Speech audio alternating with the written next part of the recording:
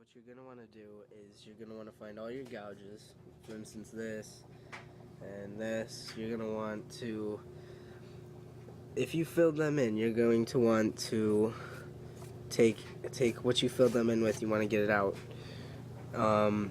Like this kind of stuff, you just want to scrape that off, you know, so that your wax sticks properly. And I don't have P-Tex, otherwise this would have been fixed. And this one down here too, that's actually pretty bad. Yeah, but the wax I put over it filled in alright, stayed. But yeah, you want to scrape all that out, you want to clean your board up, and then you can proceed to wax. Alright guys, one of the first things you want to do before you wax your snowboard, you want to grab your special screwdriver, make sure it's red, make sure it has this grip on it, so grippy thing, make sure it's got this thing to hold all your attachments, and make sure it unscrews in the back so you don't lose all your things, right? Okay, because if you don't have one of these, it's not going to work. Right, so you want to take your bindings off, because if you don't, they'll suck up the board and you'll get an uneven wax. So anyways, let's do this. Gotta take your bindings off first. It's the first step, alright?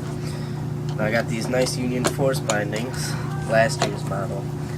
Wish I could've got this year's, they look sweet.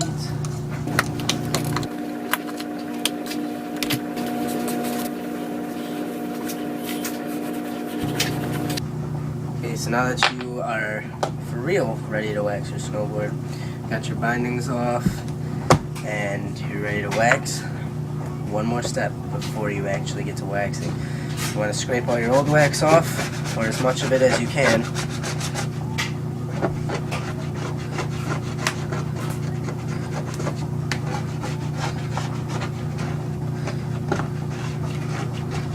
Got my ghetto Tim Hortons gift card. It works.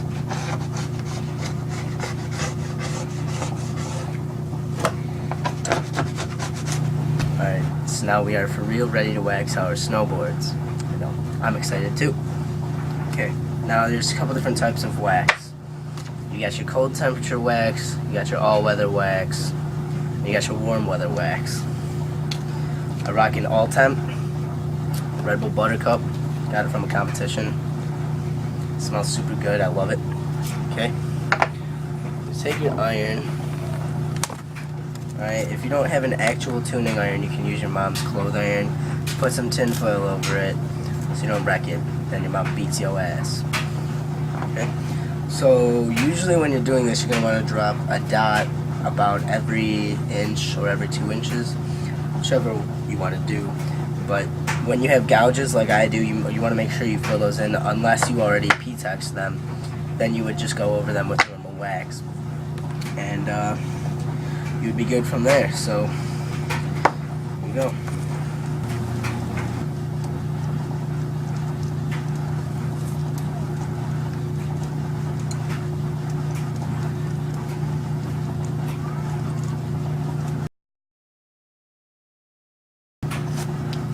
So you're going to take your iron, usually leave it about a 4 or 5 level so it doesn't heat up your base and melt your base, and then you end up ruining your snowboard. So obviously you don't want to leave it in one spot for too long, but you just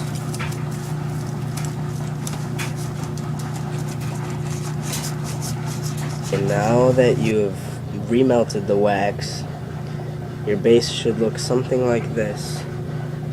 Shouldn't be any more dots, but it shouldn't be very even. For instance, right there you can see some streaks and some lines. Alright, now after your base has cooled down and the wax is hardened, you're ready for one of the final steps. So grab your Tim Hortons gift card and start scraping that wax.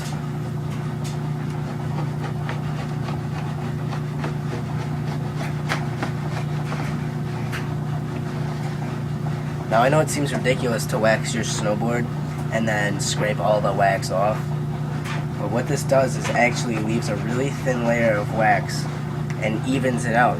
You want to do small nose to tail sweeps so that you're not just dragging it along, alright? And then after that, if you have a scruff pad, you can buff it out. Don't go in circles though, go with the grain, as they would say if this was wood.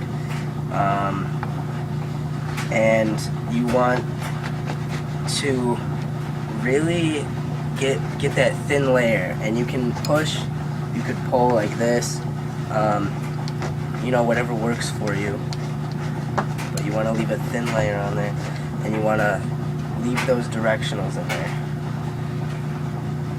because if you leave lines that go, you know, nose to tail, the snow and ice will channel through those, and if they were diagonal or horizontal, they would actually, your board would not be able to go as fast as it This is probably should excessive use of Okay, wax. so after you're done scraping, the board should look really nice.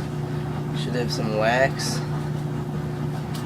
Now you just gotta put your bindings on.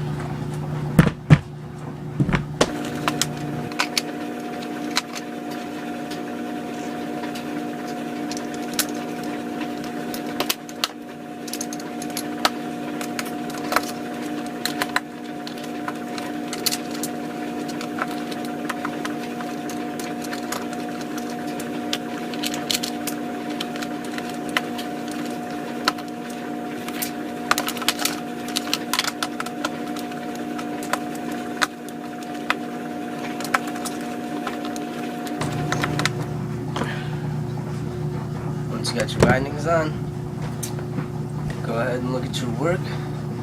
Take your new sticker.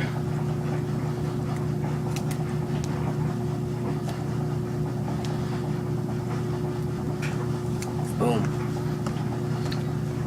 Slap it on there.